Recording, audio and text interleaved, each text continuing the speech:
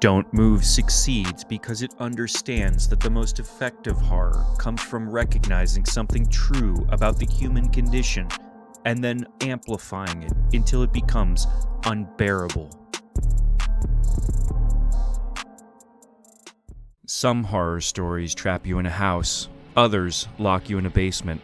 Don't Move, the 2024 Netflix thriller, does something more intimate and terrifying. It traps you inside your own body. What begins as a woman's desperate attempt to escape grief becomes a survival story, where the greatest enemy isn't the killer hunting her, but her own nervous system shutting down. The film opens with Iris standing on the edge of a cliff in Big Sur. She's not there for the view. She's there to end her pain. We learn that she's lost her young son in a tragic accident. The weight of that loss has become unbearable. This isn't an impulsive decision. She's planned this. She's ready. Then a stranger appears. Richard seems calm, kind, like someone who's been in the same place. He talks her down from the ledge, listens patiently, offers her hope. In those moments, he saves her life, or so it seems. As they walk back to the parking lot, Iris turns her back, and Richard strikes. He injects her with something, a paralytic agent. In about 20 minutes, she'll be completely paralyzed, but conscious. She won't be able to speak or move, but she'll feel everything, and no one will know where she went. Her hands begin to tremble. Her words slur. She falls. Richard watches, calm and clinical. He's done this before. He finds women who are isolated, who feel broken, and he turns their hopelessness into his method. But Iris is different. She crashes his car and escapes into the woods.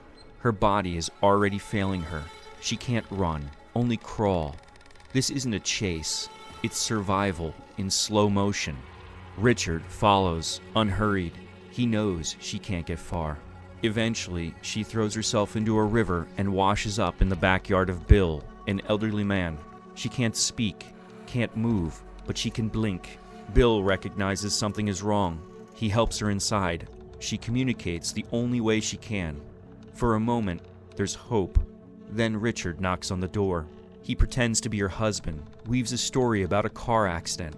He's soft-spoken, convincing, but he slips. A detail contradicts his earlier lie. Bill notices. He reaches for the phone. Richard kills him. As fire consumes the cabin, Iris lies beneath the couch. She pulls a cord, just enough movement to catch Richard's eye. He carries her out, once again, to safety, for now. He drives her away in Bill's truck. During the ride, his daughter calls. She's cheerful. His wife talks about a weekend trip, the same cabin he planned to take Iris to. While escaping with Iris, Richard returns to recover his crashed car. A police officer approaches. Suspicious. Richard kills again. With time running out before his family arrives, Richard drives Iris to a remote lake, the same place he's used to dispose his victims before. He loads her limp body into a rowboat, planning to weigh her down and drown her in deep water, just as he's done in the past. As he prepares the weights and calmly outlines her fate, something begins to shift. Iris starts to regain control of her body. It's barely noticeable, small twitches in her fingers, but it's enough. Waiting for the right moment, Iris seizes a sudden opportunity.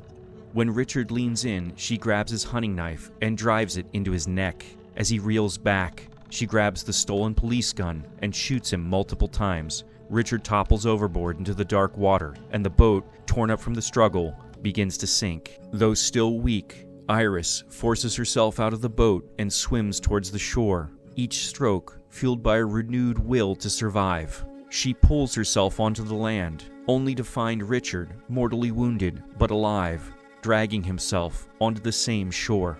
As he lies dying, Iris stands over him and calmly says, "Thank you." She isn't thanking him for awakening something monstrous. She's thanking him for forcing her to fight, reminding her in the face of death how much she wants to live. Don't Move succeeds because it understands that the most effective horror comes from recognizing something true about the human condition and then amplifying it until it becomes unbearable. We all fear losing control of our bodies. We all worry about being helpless when we need to be strong. We all know what it's like to feel trapped by our own limitations. Don't Move is about losing control and getting it back. Iris starts paralyzed by grief. The paralytic just makes it literal. But even when she couldn't move, she made choices. She blinked. She endured. And that was enough. Richard is the worst kind of predator. The kind who wears kindness as armor, who uses understanding to disarm. He doesn't just kill, he manipulates. But the film isn't about him. It's about Iris. The countdown structure adds tension. We know she'll be paralyzed. The question is, what will she do before then? Every second matters. Every motion might be her last. The forest setting amplifies the theme. Nature doesn't care about human schedules or human needs. The trees don't slow their growth because someone is suffering beneath them. The natural world continues its own timeline, indifferent to the human drama playing out within it. Iris's survival isn't dramatic. It's painful, hard, messy, but it's hers. The final shot shows her walking, not strong, but moving. Don't Move doesn't rely on spectacle. Its horror is internal, quiet. It's the fear of stopping, the fear of stillness, but it's also about refusing to stop, even when no one sees you, even when you can't scream. Sometimes survival means crawling until you can stand.